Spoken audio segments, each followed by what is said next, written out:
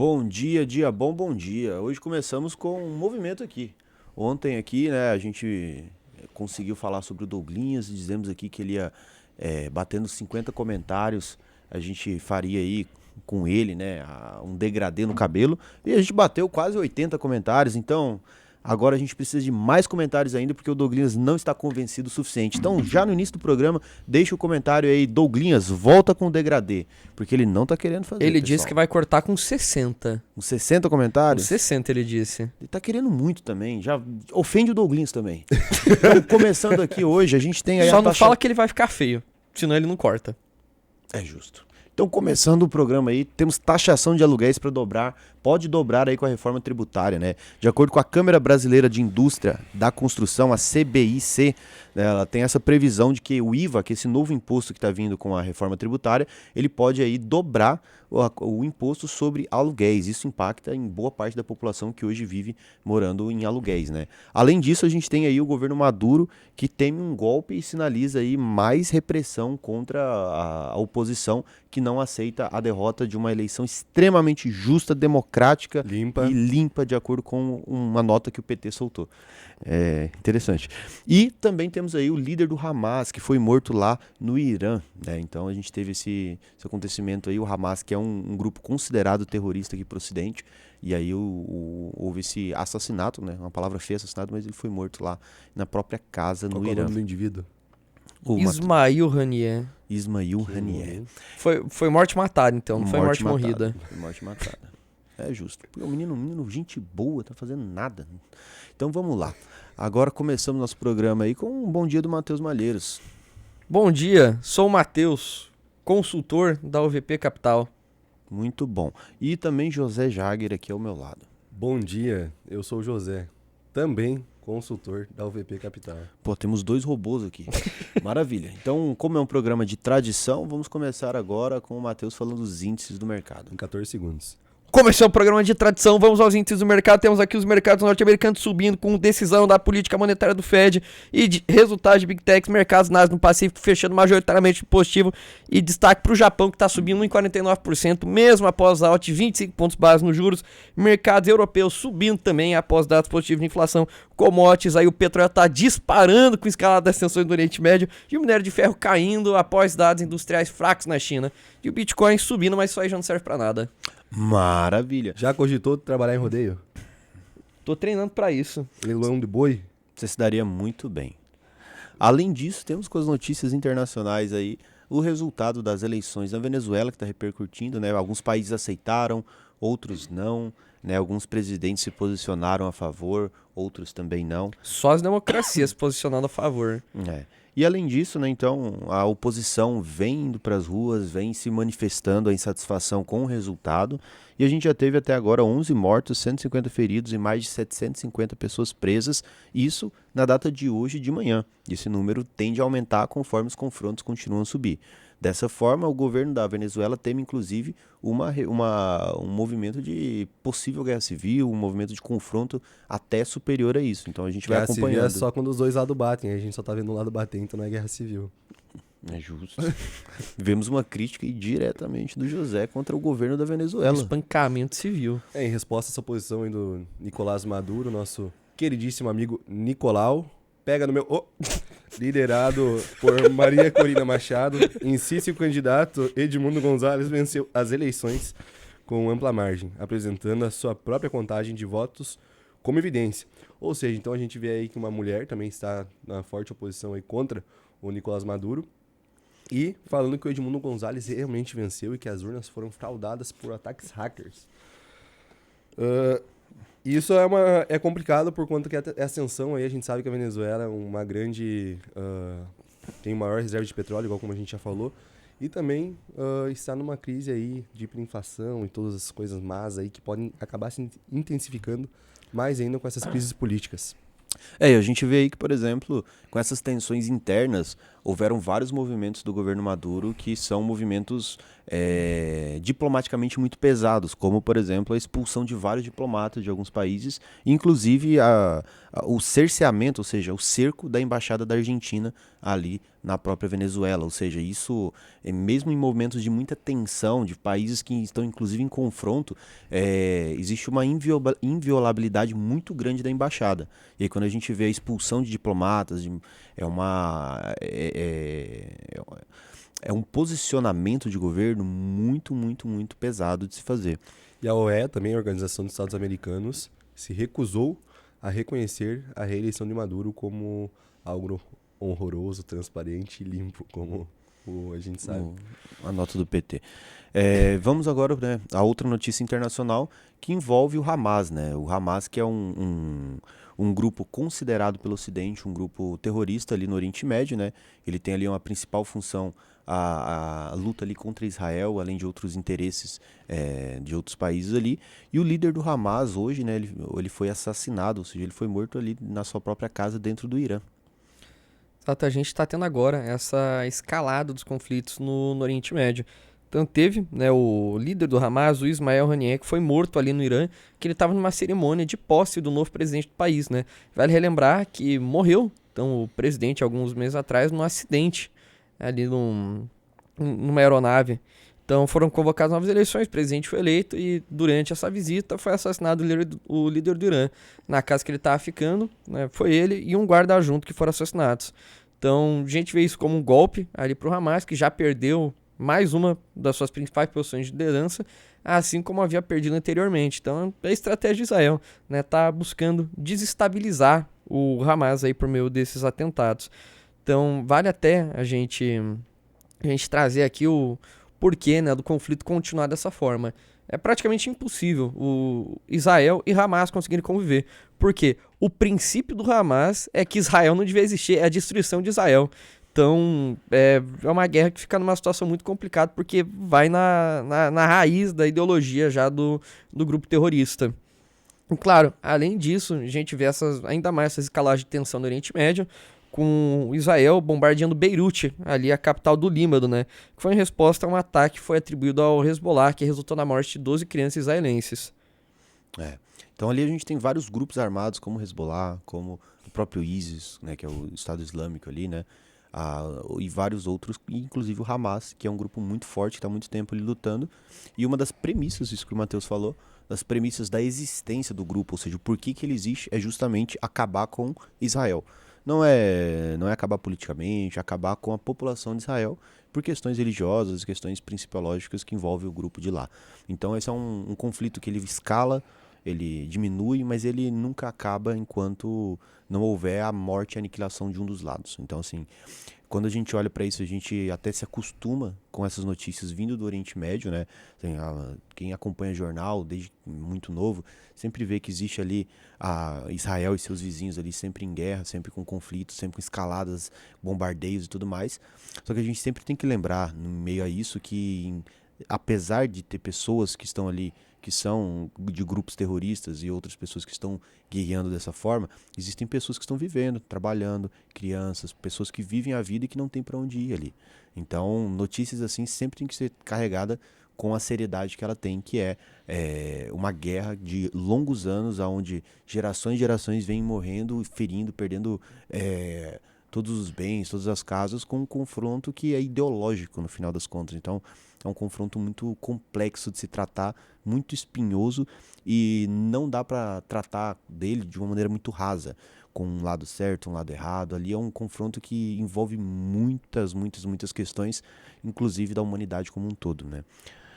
Outra notícia que a gente tem é uma notícia nacional, que o PT lança em sua nota oficial que o Maduro venceu as eleições pacíficas, democráticas e soberanas, indo inclusive contrário a um posicionamento mais mediador do próprio presidente Lula, né, que não quis tratar muito do assunto, demorou um pouco inclusive para reconhecer a eleição ali, para sentir como que estaria a pressão internacional, até a pressão interna aqui no Brasil, mas o partido PT, né, que ele já tem um posicionamento até mais incisivo que o presidente Lula, já deixou bem claro um apoio grande aí ao Nicolás Maduro na Venezuela.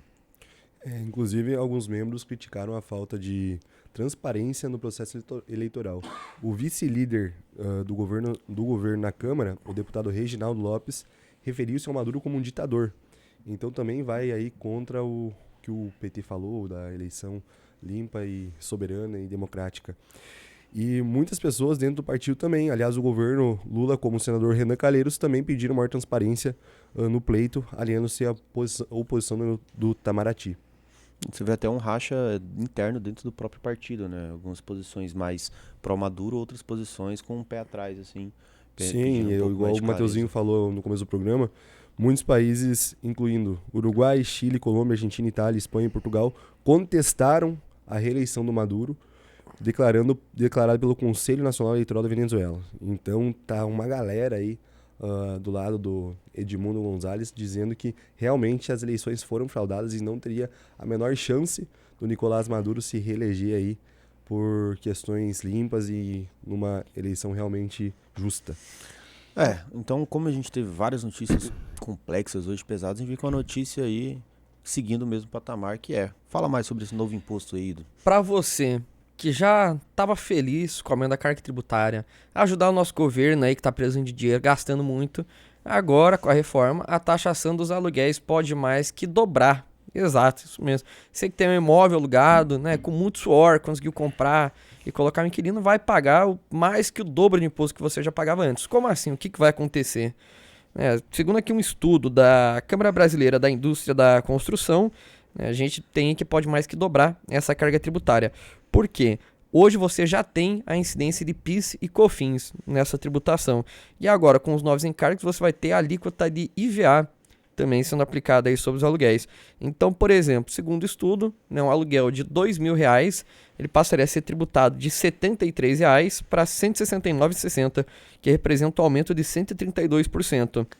E daí mesmo com a proposta de redução do IVA, né, que já foi ofertada aí para esse setor, essa Câmara aí considera que essas medidas vão ser insuficientes, porque essa maior tributação vai desestimular o setor e pode agravar um problema que a gente já tem aqui no Brasil, que é o de moradia. Por quê? No final das contas, não é quem tem um imóvel em si que vai pagar o aluguel, isso é o inquilino, porque esse é um valor que vai ser repassado para o consumidor final, que pode ser até um fator inflacionário, se a gente for considerar que se aumenta o preço dos aluguéis, né, toda a cadeia de produção e até mesmo o aluguel do consumidor final vão ter um aumento de custo. Então acaba desestimulando o setor, desestimula novos investimentos e a gente traz até a ideia da curva de Laffer, que foi algo que a Associação Brasileira de Incorporadoras Imobiliárias acabou falando sobre, mas de forma indireta. Por quê? O comentário deles foi de fato que essa tributação mais alta desestimula o setor. E onde que a gente quer chegar com isso? Trazendo o conceito da curva de Laffer, seria o quê? Se você tem uma alíquota de 0%, sua arrecadação é zero. Só que se você tem uma alíquota de 100%, sua arrecadação também é zero, porque ninguém vai querer consumir se está tudo sendo 100% tributado. Então a gente tem uma curva dessa forma que mede a arrecadação em função da carga tributária. Então a gente está chegando num ponto que, aumentando os impostos, você já está desestimulando tanto o setor que a arrecadação acaba diminuindo. De maneira bem básica, assim, a curva de Laffer funciona como... O objetivo do governo é a arrecadação, é pegar o dinheiro da população, colocar no bolso para investimentos públicos e gastos que podem ser até pensados sobre como são utilizados. Mas se o objetivo é pegar a quantidade de valor, ou seja, o dinheiro mesmo, se você aumenta a porcentagem de tributação, teoricamente você vai ganhando mais dinheiro. Então eu sou o governo, eu começo a cobrar 5% do que o Matheus produz. Eu estou ganhando ali um valor. Se eu começo a cobrar 10, eu ganho mais. Se eu começo a cobrar 15, eu ganho mais. Só que chega um momento que essa curva ela começa a estagnar e inclusive cair. Por quê? Porque eu começo a cobrar tanto imposto, tanto tributo do Matheus, que acontece que ele não consegue produzir. Eu falo, cansei, não vamos trabalhar para pagar tanto imposto. Não está adiantando. E mesmo a produção é desestimulada, né? E ele fica lutando contra isso e não consegue gerar riqueza para que eu pegue uma porcentagem. Então antes o Matheus gerava R$100 de riqueza e eu pegava 5%. Agora, aí ele continuou gerando R$100 e agora eu pego 20%. Então, beleza. Só que agora que eu estou pegando 50%, ele já está gerando R$60 de riqueza, porque é muito complexo gerar riqueza com uma carga tributária alta. Então, você tem um ponto de equilíbrio ali. E aí o que a associação está dizendo é que com com esse aumento tributário, faz com que talvez seja o decréscimo da curva de Laffer. Ou seja, a gente começa, mesmo tributando mais, o governo começa a arrecadar menos. É bem possível que seja, né? E aí uma coisa que o Matheus falou, só repetindo, mas talvez uma maneira para quem não pegou bem básica, que é o seguinte, todo tipo de imposto, quando ele vem a ser tentado, porque o que a gente está falando é o seguinte, o governo ele fica tentando colocar, não só o governo, como a Câmara dos Deputados nas votações, e ele sente a pressão popular. Pô, aqui deu muito barulho, acho que não vale a pena tentar isso aqui não, e ele recua. Pô, vamos colocar nesse outro setor. Muito barulho, e vai recuando. Por quê? Porque, no final das contas, é como você vai falar sobre esse imposto. Então, quando a gente tem esse imposto, ele tem uma narrativa muito bem escrita, que é, não, mas é só para quem tem o aluguel e vai receber.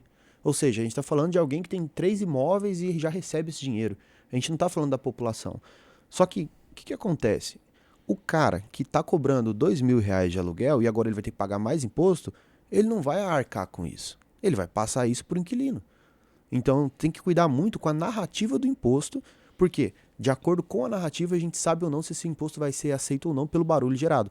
Então, é bem possível que as pessoas pró esse aumento de imposto vão vir com uma narrativa de que não, isso não vai afetar a classe moradora, né? Ou seja, a pessoa que é locatária, é só para quem aluga o aluguel. Só que isso não existe, isso é uma idiotice, no final das contas.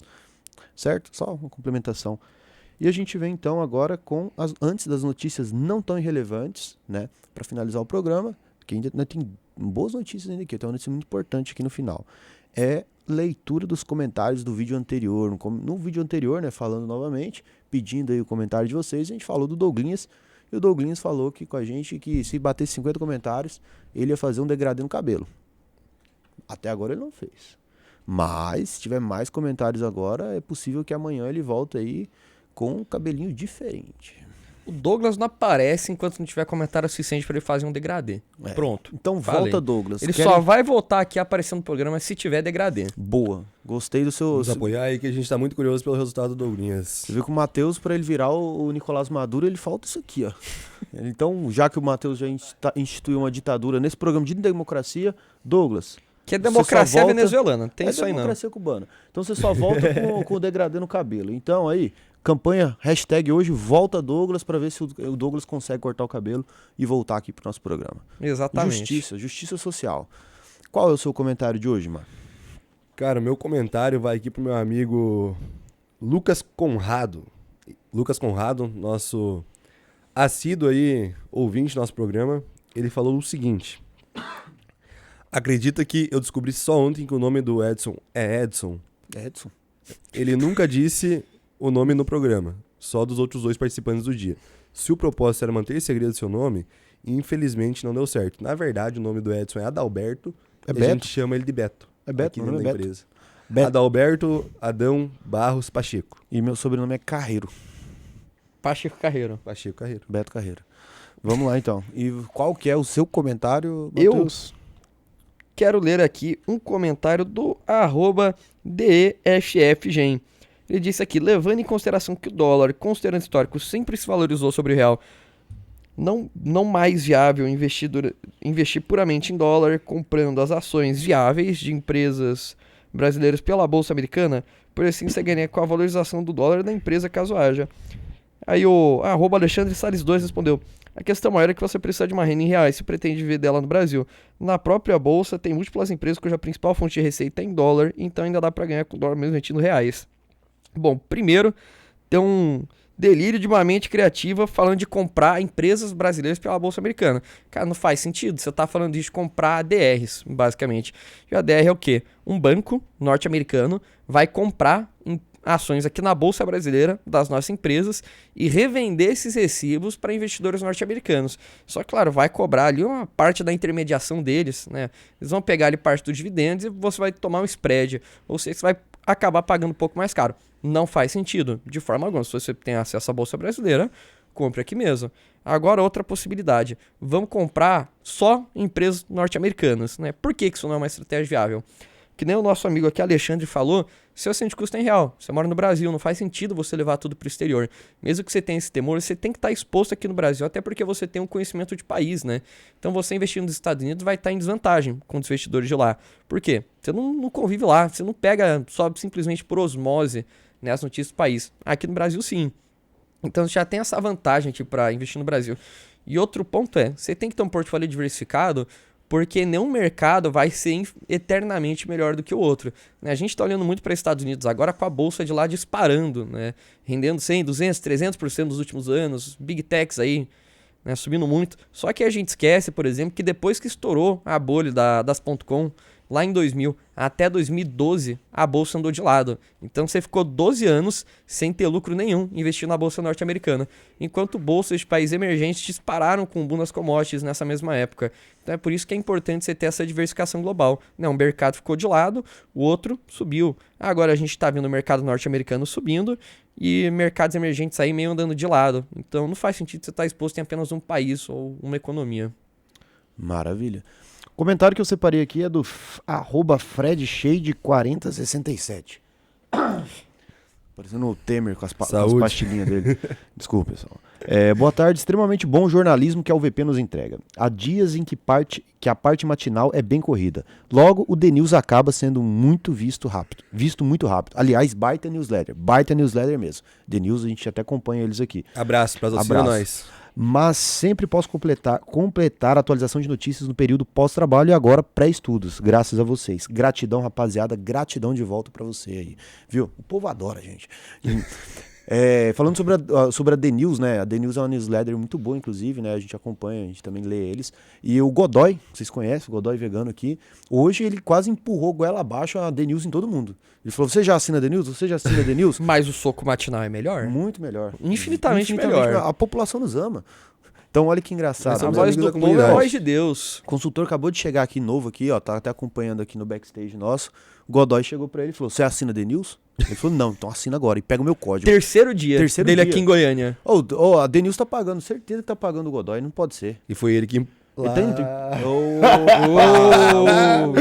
Pessoal, desculpa aí, o Zé tá com a libido muito alto. Sem querer. Vamos lá. Indo para as notícias não tão irrelevantes, né? Saiu um estudo sobre apostas esportivas, cara. Olha que ruim. Olha que notícia ruim isso. No ano de 2024, as apostas online atingiram um recorde de 29,3% da receita total de todos os jogos nos Estados Unidos, cara. Que é o país mais rico do mundo. Então, olha que engraçado. Quase 30% de toda a receita de jogos está vindo agora de apostas esportivas, ou seja, durante o entretenimento, enquanto a pessoa está ali relaxando, trabalhou a semana inteira, agora ela vai ver um jogo de futebol, vai ver um jogo ali nos Estados Unidos. Um NBA, ali um box. Um box. O Mayweather ganha dinheiro. Tem uns 4, 5 Lamborghini. E aí quando você chega à conclusão, você está pegando o dinheiro dessas pessoas através de apostas esportivas com promessas que não fazem sentido nenhum, né? Então, assim, a aposta esportiva é um problema extremamente ruim, porque ele atinge pessoas que não têm muita instrução, às vezes, de perceber que a casa sempre ganha, que não aposta, você sempre perde, pode ser que não hoje, mas no tempo você sempre vai perder o seu dinheiro, e você une isso ao entretenimento, então você joga mais dopamina no cérebro da pessoa que tá apostando ali, porque ela acha que ela vai ganhar de alguma forma. Então, cara, é muito ruim, sabe? Aposta esportiva, cara, é um negócio esquisito, cara, esquisito, não é tão bom. Quando você vê que 29% da receita dos jogos está vindo disso, significa que 29% da receita está vindo da ilusão de pessoas em ganhar dinheiro assistindo um jogo de futebol e outro esporte. Isso nos Estados Unidos. E, inclusive, né, por aqui, as bets, né, esse movimento de casas de apostas aqui, movimentaram 120 bilhões de reais no ano passado. 1% do PIB brasileiro em apostas esportivas. Que lixo, cara. Agora investir na bolsa ninguém quer, né? Acha que é pirâmide. Mas querem investir no Tesouro Direto, pelo menos. Já viu a notícia que a gente tem aqui do Tesouro? Estamos melhorando. Aí a gente tem notícia agora boa. Agora sim. Boa. Exatamente. Clima aqui, ó. Lá em cima. Alto Lá astral. em cima, alto astral aí, pessoal. Então, em junho, né, no Tesouro Direto, a gente registrou um recorde de operações, né? Foi um total de 760.086 operações que totalizaram, né, praticamente 5,7 bilhões em aplicações no Tesouro Direto. E a gente vale destacar que a maioria dessas aplicações, né, aproximadamente 54%, perdão, foi de até R$1.000. Ou seja, a gente vê aí o pequeno investidor, né, buscando aí o Tesouro Direto e saindo de meios mais tradicionais, como a poupança, né, ou o CDB de bancão, né, e buscando ativos que são um pouco mais rentáveis e mais interessantes. E também a gente destaca aí a preferência por prazos mais curtos dos investidores, né, que foram 60,3% dos investimentos. E principalmente em relação aos indexadores, o Tesouro IPCA+, foi mais procurado, que respondeu por aproximadamente 40%. Ou seja, a gente tem investidor também buscando principalmente essa proteção contra o aumento de preço que a gente tem no Brasil aqui, que é a nossa inflação, né? Principalmente com esses temores aí de déficit fiscal e todos esses fatores que a gente vem noticiando aí de aumento da inflação. Em relação aos resgates, a gente teve 3,27 bilhões com destaque para títulos indexados à taxa Selic, o que também faz sentido, porque no Tesouro Selic, se você resgata antes da hora, você não tem deságio, ou seja, você não toma prejuízo no Tesouro Selic. Então a gente vê um movimento de os investidores tirando o Tesouro Selic, que é um caixa, né, a gente pode chamar dessa forma, e alocando em indexadores mais interessantes ali, principalmente na parte do IPCA+, principalmente nessa perspectiva aí que a gente já vem tendo de queda da taxa Selic. Então tirou do investimento que está menos atrativo e direcionou o recurso para um ativo que está mais atrativo. E no total, né, o Tesouro Selic foi aproximadamente 61% das recompras. E o estoque total do Tesouro atingiu 143,2 bilhões de reais, que é um crescimento de 21% na comparação anual. Ou seja, 20% de um ano para outro, né, dado muito positivo aí. Principalmente tendo em vista que as aplicações, né, a maioria são em volumes pequenos, então, novamente, só destacando isso, pequeno investidor buscando meios mais atrativos. E o total de cadastro no Tesouro Direto bateu, sabe quanto? Quanto? 29 milhões de pessoas. Chama. Quase 15% da população brasileira cadastrada no Tesouro Direto. Caraca, Boa. sim. Agora esse sim. dado Tá foi bom. bonito. Esse dado, sim. Chama. Você sabia, Matheusinho, que em 2022, cerca de 30% dos investimentos do Tesouro era apenas de banco, 20% de fundos de pensão e fundos de previdência, e assim, o investidor pessoa física mesmo era 10% a 15%. Isso aí. Bizarro, né? Estão cortando. Ainda é. E quando que o teu gerente do banco lá te ligou pra falar assim, ó, Matheus, investe no Tesouro? Nunca. E agora pra eles aplicar lá, eles são bem bons, né? Exato. Aí quando aplica, aí você toma spread ainda do banco. Aí Tem que toma tomar... spread do banco. Galera, dica aí pra vocês, tem que tomar cuidado com spread em títulos públicos. Por quê? O Tesouro Direto não é um investimento em si, mas é um programa que foi criado pelo Tesouro Federal para que o investidor, pessoa física, pudesse comprar títulos públicos. Que esse sim é de fato o investimento que você está fazendo. Só que além do Tesouro Direto, tem outra forma de você comprar, né, esses títulos públicos, que tem outros nomes, inclusive. O Tesouro IPCA+, a gente chama de NTNB. O Tesouro Prefixado é LTN. O Tesouro Selic, LFT. Então tem vários nomes. Esse é de fato o ativo que você está comprando. E tem algo que a gente chama aqui, né, no nosso jargão, de tesouro indireto. Que é o quê? É quando o banco compra do tesouro um título público e revende para o investidor. E nesse caso você acaba tomando spread, então você pega uma rentabilidade menor. Então, quando você for investir em títulos públicos, compre pelo Tesouro Direto, se você for pessoa física. Até pela própria corretora do banco de vocês também vai ter o Tesouro para vocês investir diretamente. O único problema é se tiver algum, não digo spread na operação, mas alguma cobrança em cima desse tipo de investimento. Exato. Então, por exemplo, às vezes você pode ter a opção de Tesouro Direto e títulos públicos. Sempre vai no Tesouro Direto, que aí você está comprando direto do Tesouro e não vai tomar esse spread aí da corretora. Vai garantir a melhor rentabilidade. Maravilha. A gente então tem aí o Tesouro Nacional, né, que a gente está falando desde o início. O Tesouro Nacional é essa forma do governo pegar captação de recurso, pagando uma porcentagem, juros em cima. A gente tem ali IPCA, que é fixado com a inflação, mais uma porcentagem, né? Também temos o pré-fixado, que a gente já sabe o valor numa data específica, né? Inclusive bom para fazer marcação a mercado e outras coisas. E a gente tem o Tesouro Selic, né? E aí por quê? Porque é uma taxa baseada nessa Selic. E como a gente está trazendo um termo básico todos os dias aqui para todo mundo que não é da UVP Escola ainda, que não entrou, não se tornou investidor qualificado ainda, a gente vai trazer uma dica bem básica, ensinar da maneira mais simples para quem está começando a acompanhar o canal, começar a entender como a gente fala, o que a gente fala aqui. Então, Matheus, e o pré-fixado, muito simples, né? Desses três, o pré-fixado é quando você fixa ali o valor que você vai receber, né? Com algumas alterações. O IPCA é a inflação mais uma porcentagem. E o que é o Tesouro Selic? Quando a gente fala, compra um Tesouro Selic, o que é isso? Tesouro Selic é um título público, né, que você pode comprar aí por meio do Tesouro Direto, que tem a sua rentabilidade atrelada à taxa Selic. A gente já explicou antes o que é essa taxa aqui, mas vamos explicar novamente, só para ficar bem claro. Então a taxa Selic é definida pelo Copom, né, aí dentro do Banco Central, e a taxa básica de juros da economia. Então ela vai nortear, né, todos os juros que a gente tiver, né, o que você tiver que pagar no financiamento automotivo, no financiamento de um imóvel, tudo vai depender da taxa Selic, que é usada como mecanismo para controlar a inflação. Como assim? Se a gente tiver uma inflação muito alta, o governo eleva, o Banco Central eleva a taxa Selic para os financiamentos, né, para o dinheiro ficar mais caro. Isso desestimula o consumo. Se você desestimula o consumo, você controla a inflação.